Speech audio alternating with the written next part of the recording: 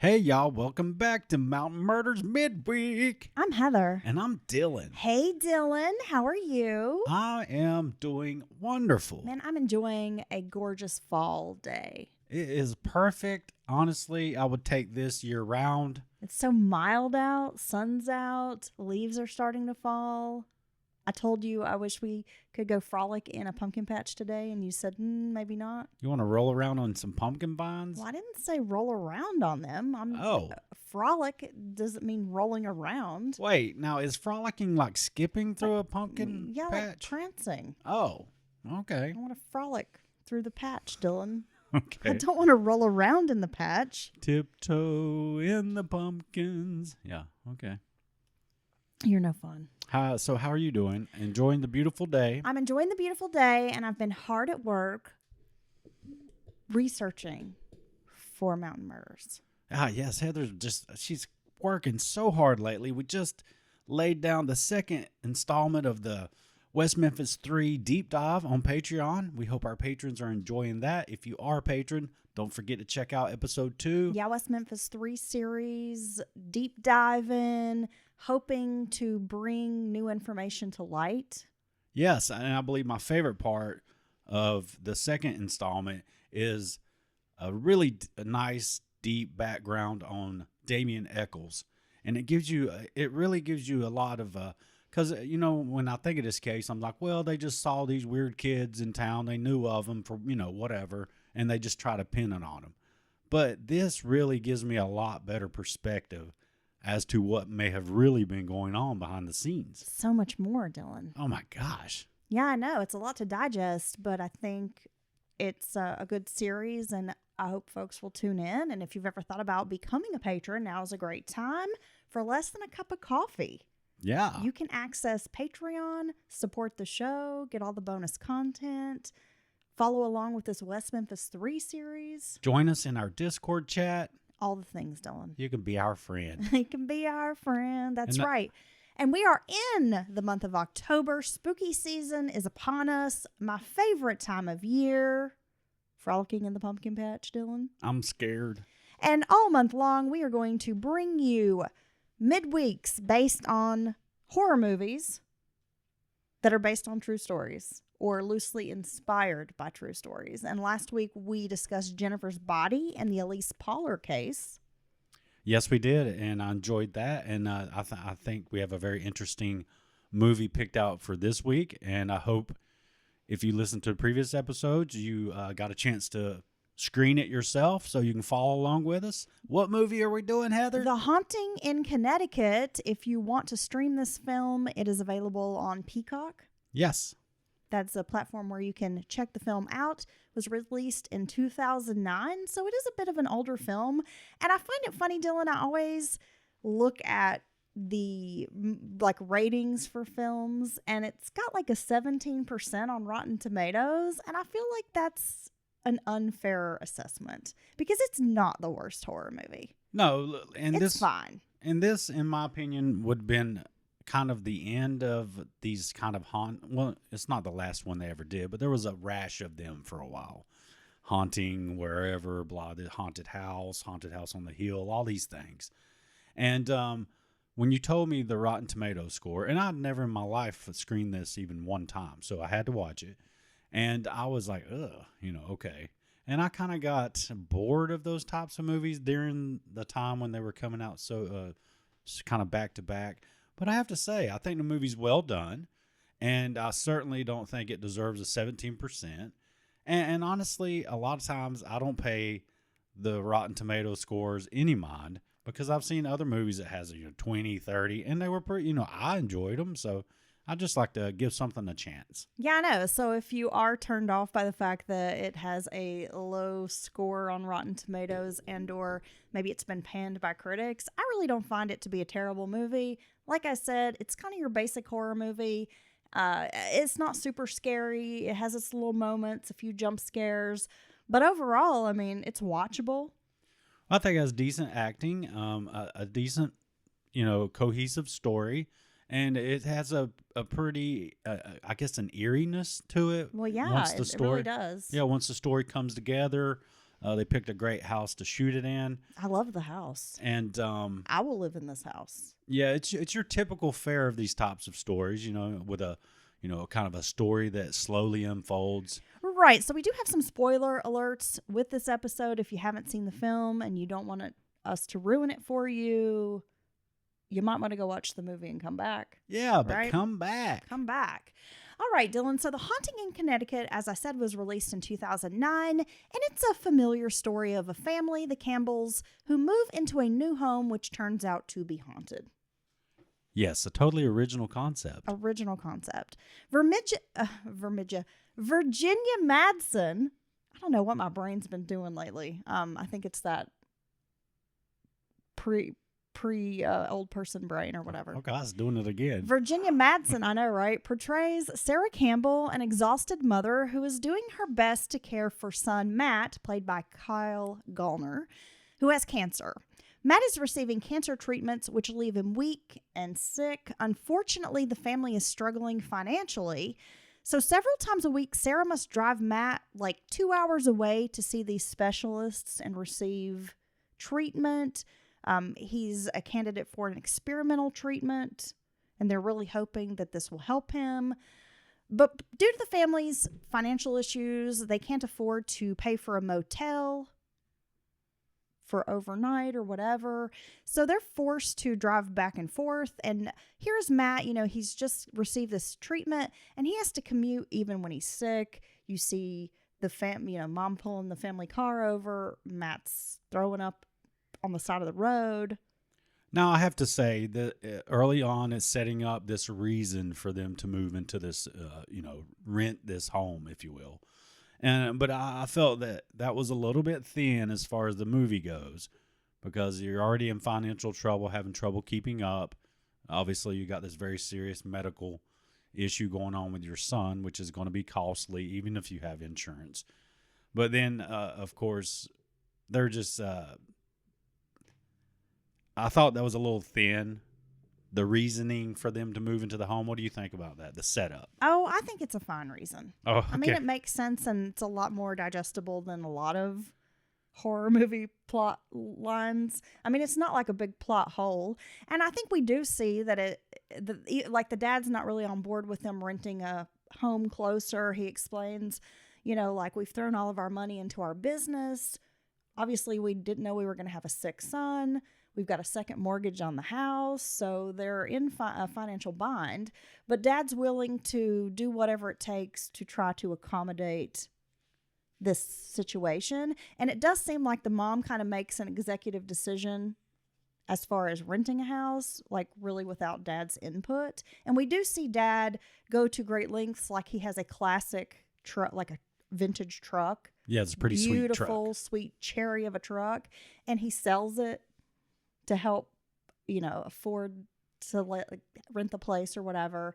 I mean, so we do see that they are making sacrifices. Right. So, I think it makes sense. And it's a quick, simple setup, but I guess Dad has sunk all his money. He has a business. He can't just, move away. He has two mortgages. The house has two mortgages. So they're probably super underwater. You're not in a position to sell. So I guess and Heather always turns to me when I start picking stuff like this apart. She's like, calm down, puts her hand on my knees like it's a movie.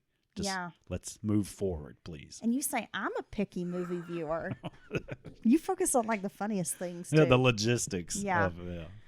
All right. So one day, Sarah, you see kind of a montage of her checking out these different rental homes, things that I'm sure she's thinking they can afford, and they're all dumps. They're next to, like a high powers electrical station. Right. And her son's already got cancer, so you probably don't need to move him into the cancer cluster house.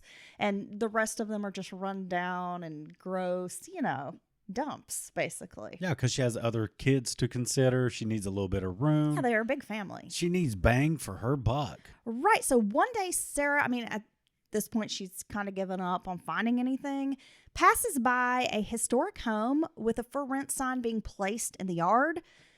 She has a conversation with the landlord, but then decides maybe it's not the right place for them.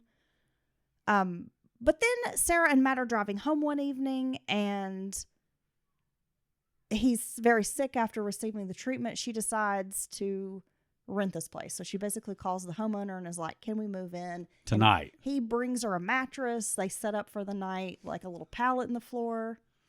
That is one of the most accommodating landlords I've ever seen. And I mean, can I move in tonight? Well, if someone and their sick, cancerous child showed up at your doorstep, wouldn't you probably be accommodating, Dylan? Okay. I mean, gosh, why are you criticizing the compassionate landlord? Well, no, I'd be like, look, I got compassionate landlord here. I got to run your cancer having kids credit, okay, before we can move forward. It's ridiculous. So Sarah Matt, and along with her husband Peter, a recovering alcoholic, son Billy, and their nieces Wendy and Mary relocate to this new home. Peter is splitting his time between the rental home and their home that they own, because obviously he has to stay in this other town where his business is. And I don't know if it ever really makes it clear what his business. It's just business, like Heather. What his business is. It's just business, and he drives there every day and stands on it. I get the impression maybe it's like a blue collar job. Like maybe he's a construction guy or something. Yeah, and he's doing dad stuff. He's like towing the line. Now, mom's got, the full brunt of all the care for their sick son, making, juggling everything else, keeping the other kids happy. And taken care of, and then dad's going back and forth, just like a real dad does. Matt chooses a bedroom in the basement. He finds a mysterious locked door, and he also begins having nightmares of an old man, like mutilating bodies. Peter learns the home was once a funeral home, and this information was disclosed to his wife, and she just fails to mention it to the family. Right. And of course the setup is here you got this big, beautiful home, quite old, but beautiful, big. Like 3 stories. Huge. Like, but she can afford it because, and they never really directly address that. But the hint is. Maybe it's hard to rent because it's a funeral home. Yes, exactly. Right. And I mean, and the landlord in the beginning is like, I'll make you a great deal if you just rent it and I don't have to go through this process. Right. So you get the impression maybe they got a deal on the place. Exactly, without them actually saying that. So I thought that was decently done, a bit without coming out and saying, oh, they kind of alluded to that fact. Would you live in a funeral home? Yes, an old funeral home. Yeah, me too. Yeah, I would, I think. I remember years ago when I worked in real estate, there was a lady I worked with, and she had a listing that had been a former funeral home, but then it had been renovated and was now like a house. And there was no trace of this funeral home, except that it had some kind of weird elevator. Okay. Like an old kind of crank elevator thing. Oh, wow. From back in the day, I guess, where they would take the bodies from the basement up to the second floor or whatever, first floor of the house. So North Carolina, you do not have to disclose a house's history. A house's history. I mean, if it's like been a meth house, you do. But if someone was murdered there or died in the home or committed suicide in the home, you do not have to disclose that information to the home buyer. Some states make you disclose the information. North Carolina is not one of those states. And therefore, you don't really have to disclose if it was a funeral home at some point. But she was like, she was willing to tell her clients, yes, this was a funeral home. And it was a gorgeous house, but it sat on the market for like a minute because people were really weirded out by the fact that it had been a funeral home. Now, I wouldn't be surprised if a funeral home didn't have some kind of an energy or a feeling to it, if you will. Now, how do you feel about, like you said, North Carolina or states like that? You don't have to disclose that. How do you feel if you were buying a home? Would that bother you if you were to find that out later? Or is there any situation that would bother you? Say maybe like a mass, like an entire, like a family annihilator has wiped out the entire family in the house. That probably would bother me a little bit. Or a really terrible molester lived there and harmed children in the house. I think that might upset me a bit as well. But short of those two, I think I could live with it. I think I told you the story, and I think I've shared it on the podcast before, but when my mom was buying a house, our first home that my mom was buying, we checked out this house that we ended up nicknaming it the Shining House because it gave us the creeps. And from the moment I walked in this house, I got a horrible feeling. And it was a cool house, and it was up Phi Top, which is near a ski resort. Oh, wow. Like Maggie Valley up near Cataloochee Ski Resort. It had, beautiful view, like great property. It was a high elevation. So, of course, you're thinking about snow and that type of thing back when we got snow in the mountains. But I had a horrible feeling when I entered this home, like just not a good feeling at all. Like there was something about it that was like, you don't need to live here. This house is something fucked up's happened here. And later when we left, I shared that with my mom, and she had the same feeling. And of course, my stepdad's looking at us like we're ridiculous. Oh, like, yeah. It's a house. What are y'all talking about? It's fine. But his mother came to check out the house. And even she said, God's never been in that home. Oh, wow. And she had a bad feeling. She's like, I don't know what's happened here, but this house has never been filled with the Holy Spirit. So all the females. So we all had the sense of this house. And my mom was like, I feel like children were murdered in this house. Like, that's the vibe I get from it. And I was like, me too. I feel like this house is like The Shining. Like any minute blood will start oozing from the walls or something, Well, I mean, no matter what has truly ever happened, did you ever find out any history on that home? Now, no matter, but if a place makes me feel like that, I'm not going to live there, or it just has a heaviness. No, I would never want to live there. Now, I'm pretty sure there was like some bad energy in a home that I lived in when you actually met me, because I mean, seriously, me and the insane ex, before she was quite that insane, and the kids, we could go out somewhere or be away from home, even on a little trip or something, and be fine. And it seemed like as soon as we came back to that house, we would start bickering among, nothing bad, but just being ill with each other, and just like everybody's mood soured. And I swear our neighbors had said that multiple people had lived there since the original owner had built it and got divorced from his wife and moved on, or he may have passed away. That seemed to be like almost a pattern. People would move in, be all excited about, living the place. It was rented for a while, so you had quite a few people come through and like end up splitting up and, divorcing. I don't know. It's just it's almost like some houses just have a negative cloud hanging over them. Well, when we lived in the ghetto house next to the trap house, that home had, in my opinion, an oppressive energy. I agree. And I felt like we were all kind of depressed living there. Yeah, because then we moved to a house that was actually built in 1905. Right. A house that actually almost, in a way, not quite as nice. It was in pretty rough shape, but compares to the home in this movie. Hey, I thought it was a cool house. And built in 1905, an Edwardian style house. Very cool. Three levels. Yeah, they know. We've talked about it. Anyway. We've talked about that house. But I felt so much more comfortable in this old home that's more likely to have ghosts or something like that. Even though we had a demon in the attic. Yeah, even though we never went in the attic again.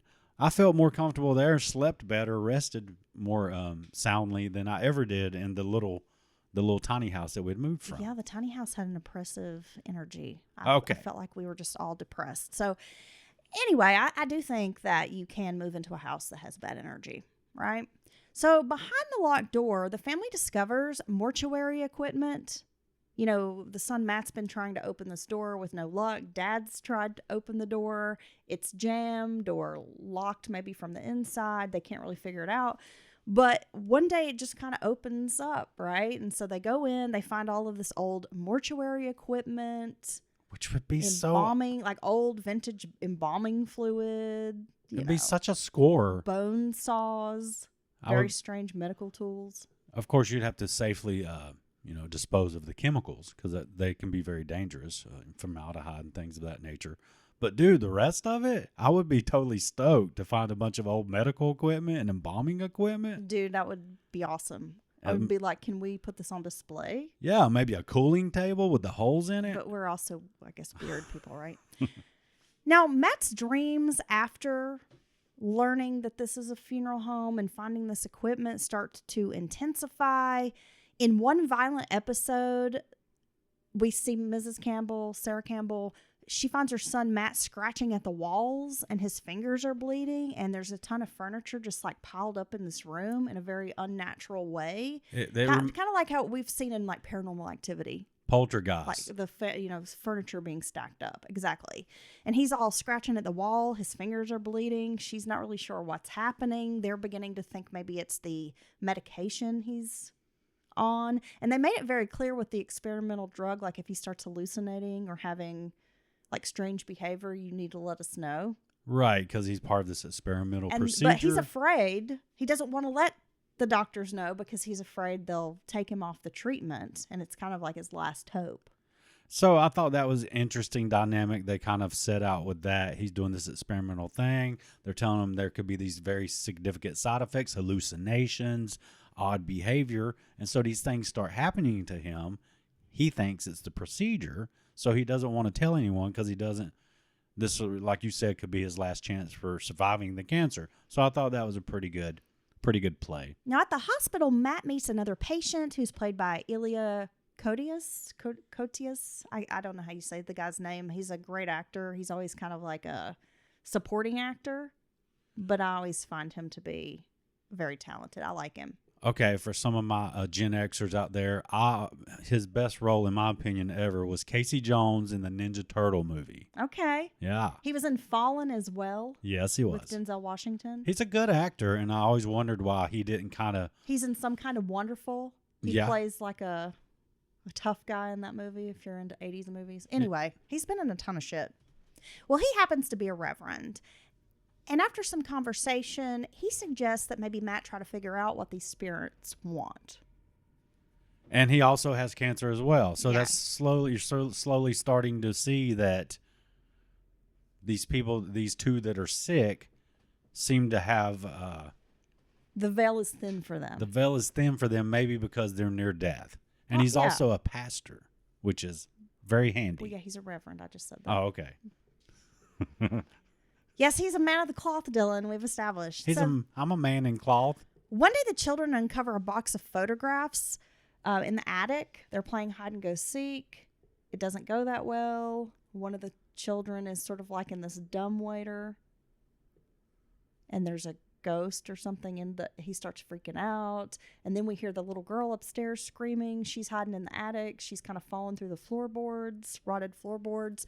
And they uncover this box down in the floorboards, pull them out. And it's very strange. There is like a cigar box that contains eyelids, human eyelids. They don't know they're eyelids. They're dried out eyelids that have been cut off. But you can see eyelashes and stuff on them, which is creepy. Yeah, I know. Well, and in the beginning, there's some kind of like a kind of American Horror Story style snippets put together and you see these things happening, like someone's to the bodies and their eyelid has been clipped out of off their eyeball. Yeah, right. Which for whatever reason I found very disturbing. I've actually seen eyes removed for like donation purposes. Okay. Yeah. It's really interesting to watch. Does it just pop out, or is it tough to get an eye out, or is it just kind of right out? Kind of. Yeah. Okay, so the children uncover this box of photographs. They depict deceased persons. They do a bit of research. There's a young man in some of these photos that almost seems like they're engaging in seances. Right. In this home, perhaps. So that, we get a good research montage. A great research montage. Yeah, so the older female niece, I guess you could say, the kid's cousin, she starts looking into the funeral home's past, and she reveals that a man named Ramsey Aikman operated it and used Jonah, this young man that keeps appearing in Matt's visions, as a medium, and that the pair conducted spiritualism and psychic experiments, including seances in the home. In one particular seance, everyone who's participating dies, including Aikman, the funeral home owner. But the young man Jonah goes missing and is never seen again. Right. So it adds an air of mystery to this house. Well, that's a seance gone bad right there. There you go. Or maybe a seance gone right. I don't know. The Reverend, his name is Nicholas in the movie. He theorizes that the seances were used to bind souls to the funeral home or the house. Matt finds symbols carved into his skin and is hospitalized. Nicholas discovers human remains at the home. Matt and Nicholas experience nightmares and visions of seances, deaths. They learn that Jonah was incinerated in the mortuary's crematory by some kind of dark entity. Now, the Campbells receive devastating news that Matt's cancer treatments have been unsuccessful. Nicholas urges the family to leave the house immediately. They end up finding corpses stuffed into the walls of the home. And Matt encourages his mother and siblings to flee. Well, yeah, because they also stumble upon an article during their intense research that, for 5 minutes, that says there's missing bodies. A bunch of missing bodies connected to this funeral home. Well, yeah, and apparently a highway was built through the town, through a graveyard, and so they're removing bodies and relocating them, and discover that many of the coffins are stuffed with sandbags. Right, no caskets bodies. are full of sandbags, and there's no bodies. So there's like 100+ missing bodies, unaccounted for. They begin to speculate maybe the bodies are buried on the property. They're not really sure what Aikman was doing with these bodies. Right. So, okay, Matt's in the house. They find these bodies are like aligned in the walls. It's very creepy. Which would be horrible. I mean, that's pushing it for me. Yeah, I don't want to live in a house with bodies. Well, no, even the arm. That's a step too far. I just mean to be done and you not notice. Like, I just don't know how that would keep. You know what I'm saying? I just don't think you could put that many bodies in a wall. Well, the body's almost like mummified. Right. I get it. I still think there would be issues. And I'm really giving kind of a simplistic breakdown of the film. I'm not going into great detail here, Dylan. No, I understand that, but I'm just... Matt eventually sets fire to the house. The Campbells attempt to rescue Matt from the fire, and he watches Jonah's soul head toward the light as if Jonah has finally been freed. And Jonah's also trying to lead Matt toward the light as well. But Matt doesn't want to die. He starts hearing his parents' voice, and that's when he snaps back to reality. He's saved from the fire. Matt's cancer goes away. The home is rebuilt. The Campbells move on. Happy ending. Oh, so the landlord must have had some decent insurance. All right, so let's get into the true story behind this film. It begins much like the film in 1986. The Snedeker family moves into a historic home at 208 Meriden Avenue in Southington, Connecticut. Or is it Southington, Connecticut? Again, I don't know, and I probably sound like a moron. Now, their son Philip is receiving treatment at the University of Connecticut's hospital for Hodgkin's lymphoma. He was diagnosed at a very young age, and the family, like the Campbells, had to drive a great distance for these treatments. They live 2 hours away or more, so every couple of days they are driving to this hospital. Similar situation that we get in the movie. Yeah, and I must say that would get old no matter what the situation was, but I could imagine especially if you have a sick child who's, reacting strongly to some kind of a treatment. I can imagine that getting old and being something you didn't want to do anymore. The Snedeker family has been seeking a rental closer to the area, and that's when they find what they think is the perfect house. It's a 5-bedroom, 2-bath home with plenty of space for their large family. They rush to move into the home. Now, the family consists of Carmen Reed, her husband Alan Snedeker, and their 4 children, Philip, Bradley, Alan Jr., and Jennifer. Carmen's niece Tammy also is living with the family. Her parents were going through a divorce, and it sounds like there was some dysfunction with the divorce, and so she's living with her aunt and uncle. Well, that makes sense. While her parents are divorcing. Well, yeah, I would definitely do that if I was in a similar situation, if I could help family. Soon the family begins experiencing paranormal activity. Unknown forces begin making noises, attacking the family in their sleep. Some family members start experiencing violent personality changes. Oh. Carmen is rummaging through the basement one day and locates mortuary equipment. Now, Carmen states she has no idea the home had once been a funeral home.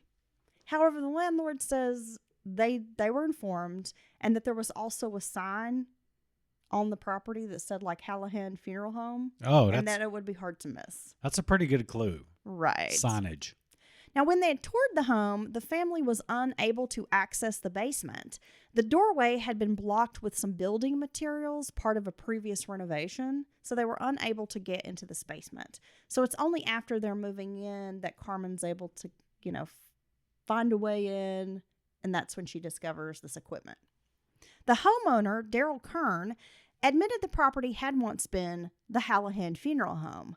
The funeral home had operated for decades.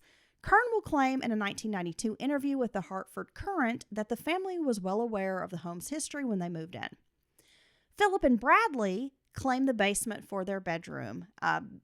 They were, older boys. It was going to give them a bit of private space. It was much larger than the bedrooms upstairs. Okay. Right? And Philip, who's receiving these treatments, also feels it's going to give him a little more privacy. Like when he's sick, the family won't, he doesn't like the family hearing him like throw up and things like that, and I understand that. So the boys slept in what was once the casket display room, which is down the hall from the embalming room in the home. Now, the family also finds photographs of deceased individuals on the property. They also found some other items belonging to the deceased in the home. Oh, like personal items? Yeah, like personal items. But, back in the day, like especially I think of like the Victorian era, a lot of folks took pictures and portraits of the dead. And now, sometimes it might be the only picture a family has of their loved one. Because pictures weren't that prevalent, right? Right. And so in the beginning of the movie, they're showing some of these pictures, and it took me for a second to realize that these are people taking pictures with their dead loved ones. Right. You even have a mom and dad holding two dead kids in their lap, like for a family portrait. And you went on to tell me that this was very common practice, and that actually you had noticed in the past, if you look at these old photos, because they were rare, right? Everybody didn't have a camera. Well, right. And if anybody knows anything about film photography, and especially like vintage film photography, the camera, like the shutter speed would be slow. And so if someone moved, you might even see like a little bit of a blur.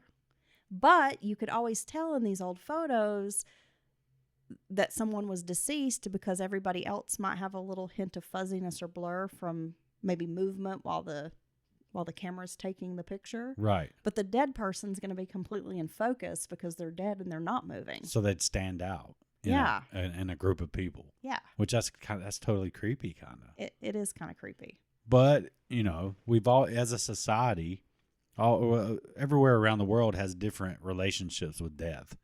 And it seems like in the Victorian era, I'm not going to say they were obsessed, but it seems people had almost like a renewed interest, at least in the Western world, of death.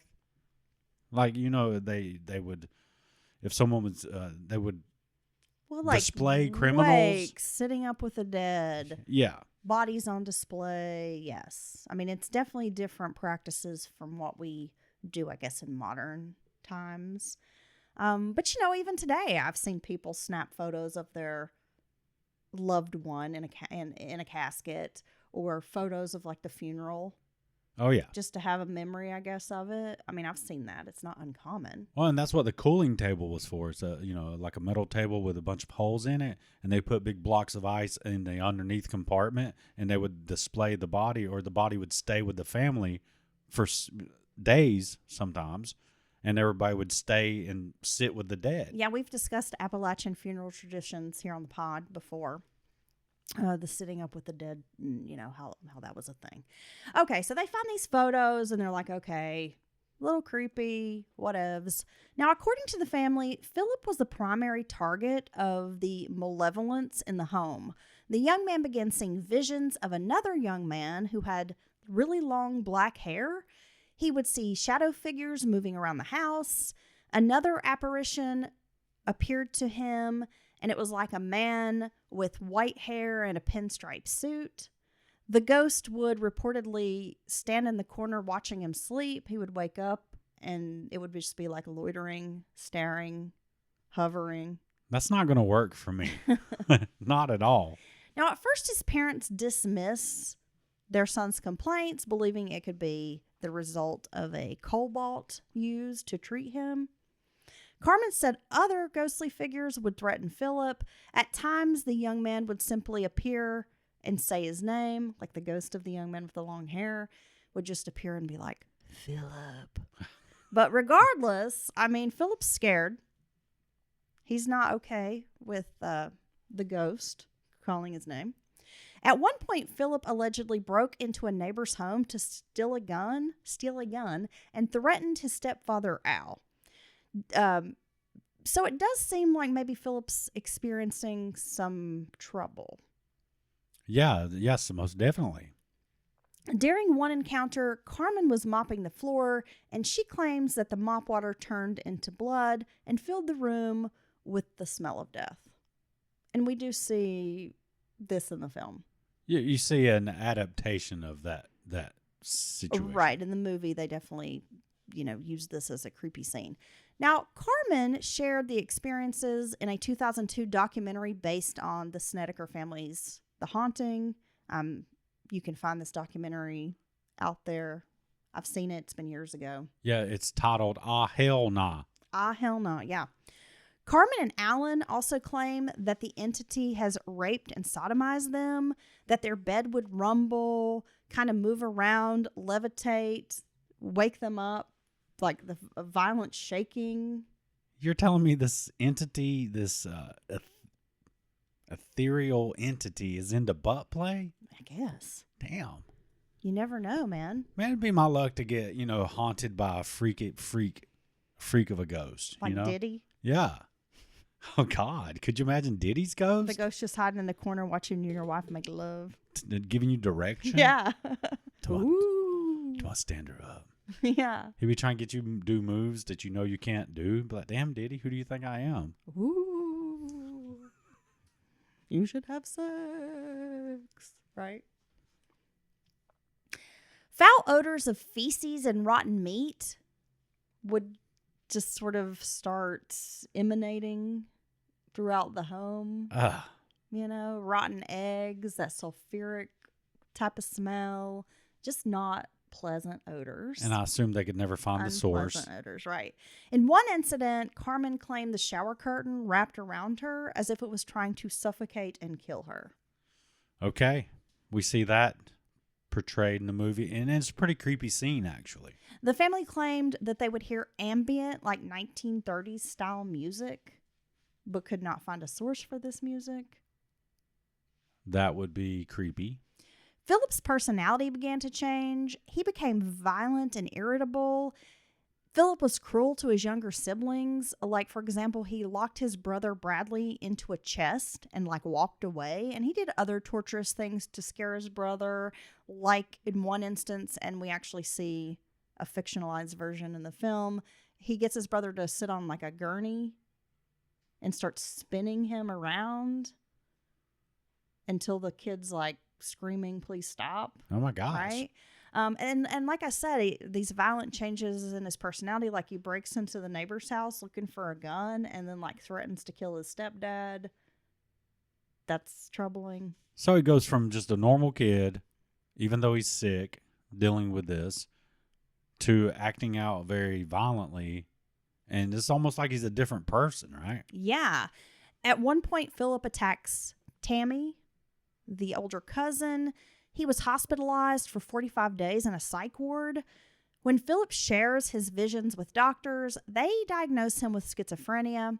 The family was told the cancer medication would not cause these types of hallucinations and that the treatments were not responsible for triggering schizophrenia, but that Philip was at an age where it would start to show up. Right. In young men or whatever.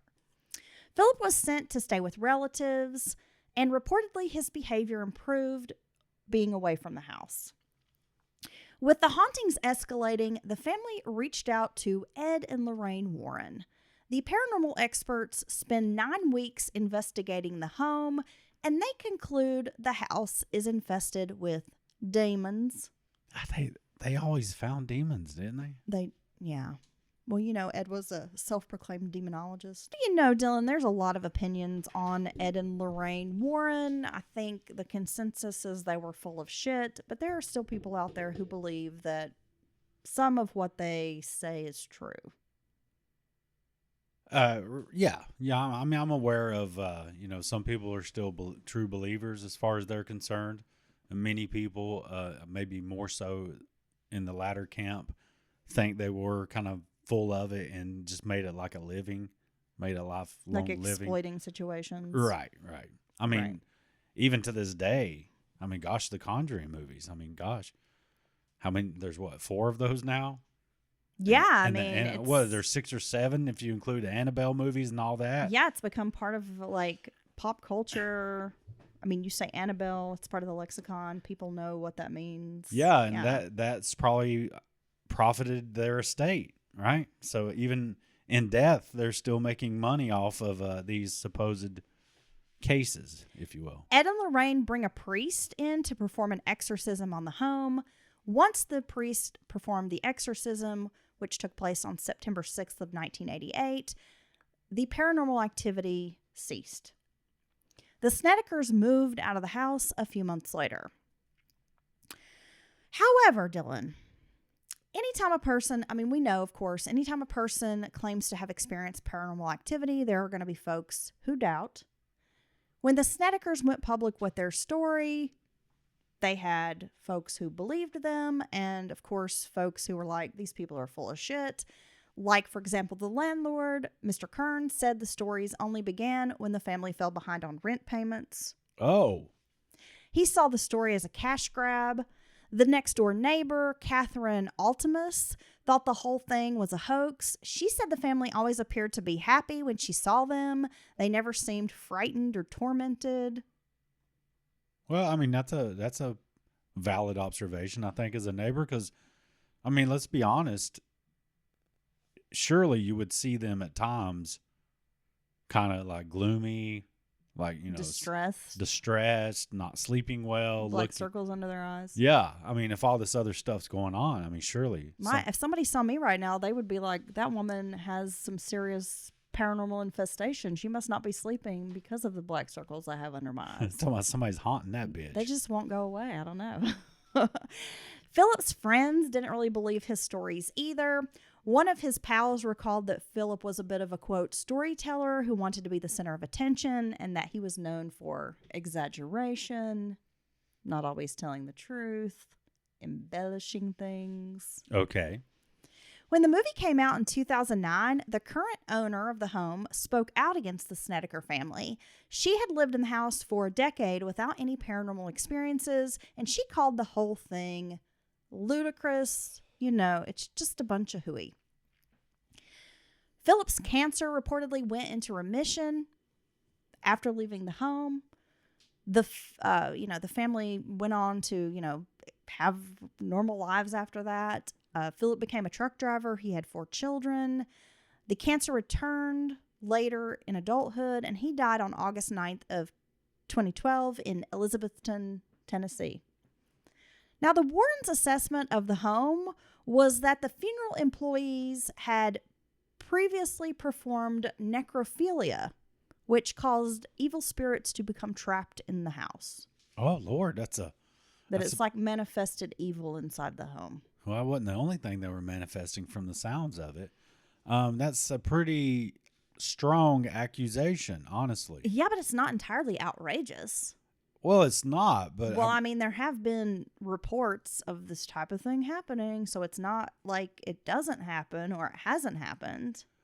But yeah, it is a bit of an outrageous claim. Well, no, I'm just saying, I know, even, gosh, there was a case not that long ago of a woman, having these types of issues. Yeah. With... There's Karen Greenlee, famously. She... The angel erection. Like stole a corpse and yeah. It was doing things to the corpse. Apparently everything she wanted to do to it from those accounts. But what I'm saying is, short of some pretty solid proof, I think it's borderline libel and slanderous to make an accusation like that because of the people who previously worked there, or, own the home or whatever. That's a without proof, I think that's something you shouldn't say, I guess is what I'm saying. Dude, there was like a story in a small town where we are from, in my hometown, about a funeral home where something like that happened. And they ended up selling out to a different... So, like, the funeral home still kind of exists, but it's been sold out to, like, another family. Right. And they found it strange that it had a disco ball in there. Okay. In a bar. It was very weird. I don't know what you're talking about. Because they were partying and having sex with the bodies. It was a joke. Well, it wasn't funny. Well, you know what? They all can't land, Heather. Yeah, well, it didn't land, Dylan. That's why it's called improv comedy. So I was like, so they have a disco? Like, that's stupid. That's not. That would be awesome, bro. Go back to square one, Dylan. Try again. Your joke does not land. All right. Yeah. I think all small towns probably, there's maybe some version of that story. It's a bit of an urban legend, I think. I was going to say, I think that rumor about, whatever funeral home in almost every small town has that story. Well, there's rumors. Something like that. Now, Lorraine Warren said the film took great liberties with the true story, and that the Snedekers didn't experience the same things in the film. Obviously, there were not dead bodies in the walls. There was not proof of seances in the house. Which would be a way cooler story. Nothing like that. Now, a book was written by Ray Garton, In a Dark Place, that covers the Snedekers' story. The author said working with the family was quite frustrating. He said several members of the family were suffering from alcoholism and drug addiction, and during his interviews with them, they could not keep their stories straight. All the people involved kept telling him different stories, different versions. There was a number of inconsistencies in what Carmen shared with him versus what she had shared with the press. Well, I mean, that leads you to believe that maybe they aren't being truthful. Yeah, he thinks, basically he thinks it's like a bit of a hoax as well, if you read his book. And Ed and Lorraine Warren, he says, were not very helpful either, that at one point Ed told him, we'll just make up whatever and put it in the book. Damn. Yeah. Wow. Yeah. Garton said Philip, and now this is true, Garton had learned that Philip had fondled his cousin and had been questioned by police for this. Really? That Philip admitted it was not the first time he had acted inappropriately with female relatives. So, damn, this is a wild turn of events. And some people believe that the hauntings were made up to kind of cover up the fact that their son is a sexual predator. Yeah, but like the ghost did it. Yeah. The ghost was rubbing on your booty. The ghost possessed me. Yeah. And made me do it. Made me molest you. Right. Wow. The family was being attacked by Philip, but they were making up stories of ghosts and demonic forces and that he was possessed as a way to enable his behavior, but also make excuses for his behavior. Well, if that's true in any form, that's crazy. That's a wild thing to do, to go through those lengths to cover up disturbing behavior by your son. However, there were neighbors who said they did see the Snedekers standing outside the home in the middle of the night. One neighbor, Joan Mirabelle, claimed to have seen a glowing green light in one of the windows of the home, as well as being stung by some unseen force while she was visiting the house. She told the newspaper, quote, "I don't believe they made up the whole thing." Al's sister, Nancy Boucher, also corroborated having experienced activity when she was visiting the home, even physical attacks, on her person. Okay. John Zaffis, nephew of Ed and Lorraine Warren, spent 9 weeks investigating the family's claims, alongside his family, these paranormal investigators. And he says he experienced dark happenings inside the house. He said rooms would grow bitterly cold and that he would sense a presence around him at all times. In another incident, and this one scared Zaffis so badly that he refused to return to the home for several days.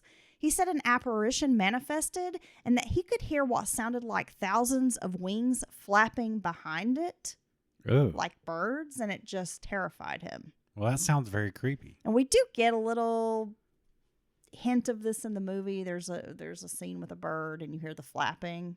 So they did take a little creative liberty with that.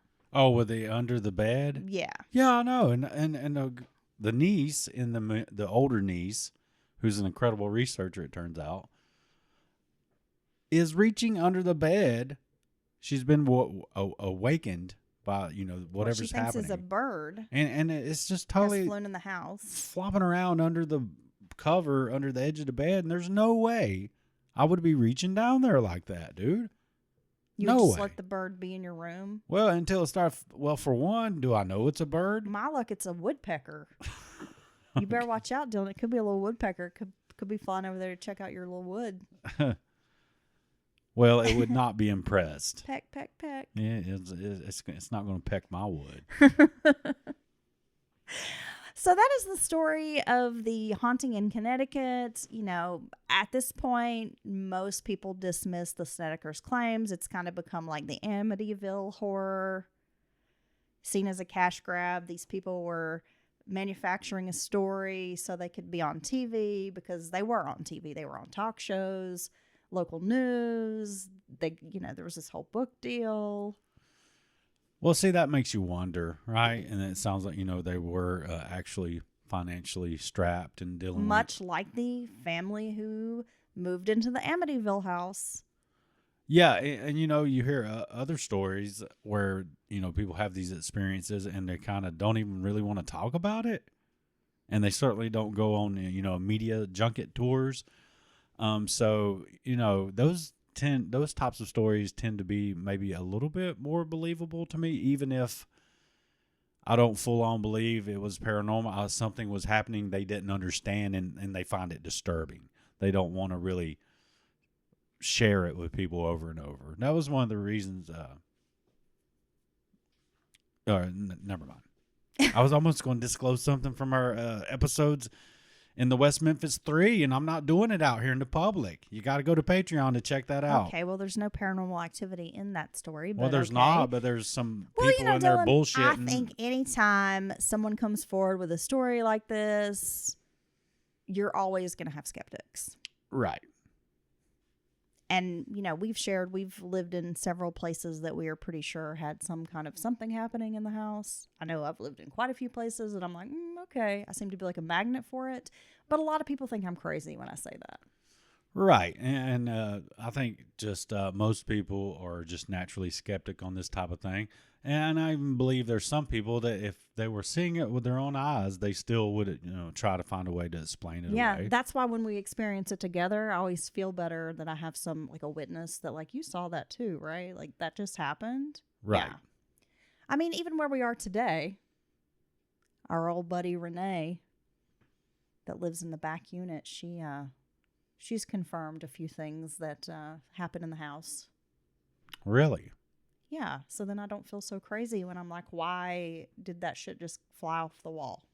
Gosh, I don't know. Maybe we're just clumsy people. Maybe here's an answer. I think it's just something follows me everywhere I go. Maybe it's uncontrolled telekinetic powers that you have. Maybe. And you don't know that you have them, right? I wish. And you have no control of them. Because I would be like moving money out of the bank into my hands. Yeah. Dude, I would do so much cool stuff if I had those types of powers. I'd be like, oh, look, I'm going to move this $1 million with my mind into my bank account. Wow, you're very financially motivated to steal things with your powers. I would make like a beer slide across the counter into my hand so I don't have to get up. That's the kind of stuff I would do. But think how awesome if you were like Carrie and had telekinetic powers, what you could do to your enemies. Oh, yeah. Yeah. Like, oh, look, I'm going to make that car just roll 7 or 8 times and just crash into your stupid head while you're crossing the street. Or just make their skin flip inside out. And dump salt on them. All right, Dylan. Now we're just being silly. We're going to wrap things up. We have a great episode out next week. I'm currently knee-deep in research. I'm telling you, that's like all I've gotten done. I'm reading about 3 or 4 different books on the subject, on the case. we're going to dive into a pretty well-known case. And I'll go ahead and tell folks, we're finally going to cover the Maura Murray disappearance. Which We'll be discussing the details of the disappearance, the aftermath, the investigation, the many theories that have circulated over the last 20 years. has it been 20 years? 2004. So, yeah, it's been 21 years, actually. Okay, well, maybe this is just recent. I was almost going to say I remember when this happened, but I think maybe it just kind of popped back up into the true crime realm maybe just a few years ago. Yeah, I feel like around the time of COVID, there Yeah, were yeah. several, podcasts and series covering the case. And then, of course, Maura's sister, Julie, has her own podcast. She's working with another victim advocate, Sarah Turney. Sarah's tirelessly worked to solve her sister's disappearance. Okay. And they've teamed up and they have a podcast out. So, Julie's a good source of information as well.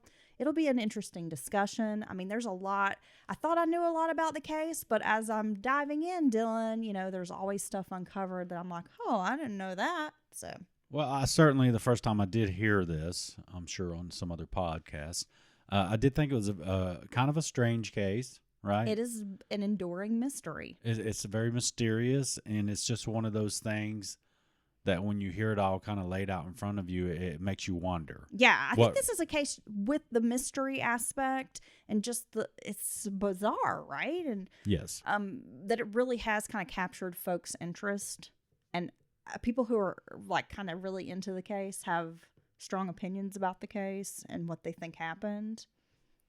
Okay. So it'll be an interesting discussion, Dylan, and Well, I'm looking forward to it. I can't wait for that. Thank you for all your hard work, Heather. Been enjoying the spooky season midweek episodes. And what movie are we going to do next so our beautiful listeners can screen it and join us for the episode? You've said it before. I'll give you a chance to look at your notes there, and I can't wait for the next one. You'll have to hand me my phone. You always put me on the spot, Dylan. That's because you remember stuff. All right, so up next for next week, we will be viewing one of my favorite horror movies, Wolf Creek, the Yes. Australian horror film. Yes, there's been many movies done like this, kind of that concept. You have, some people out in a desolate area, camping or whatever, far from any kind of help, and then they come upon someone, but quickly realize that they're in a tremendous amount of danger, and there's really very little they can do to get away from it. And Right. I gotta say, Wolf Creek's one of the, and this being pretty close to the real life story, true story, it makes it even more terrifying. Dude, John Jarrett, the main character in Wolf Creek, he plays Mick Taylor. That actor is so good in this role. He is terrifying. He is.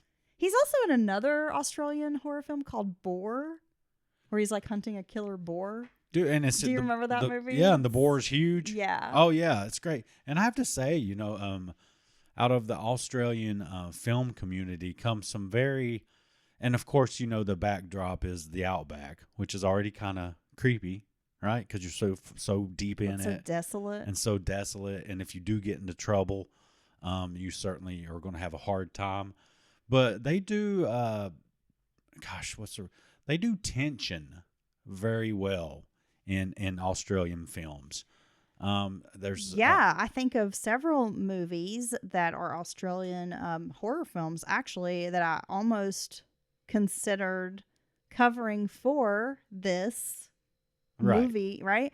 Hounds of Love is a 2016 horror film based in Perth, Australia, about a serial killer.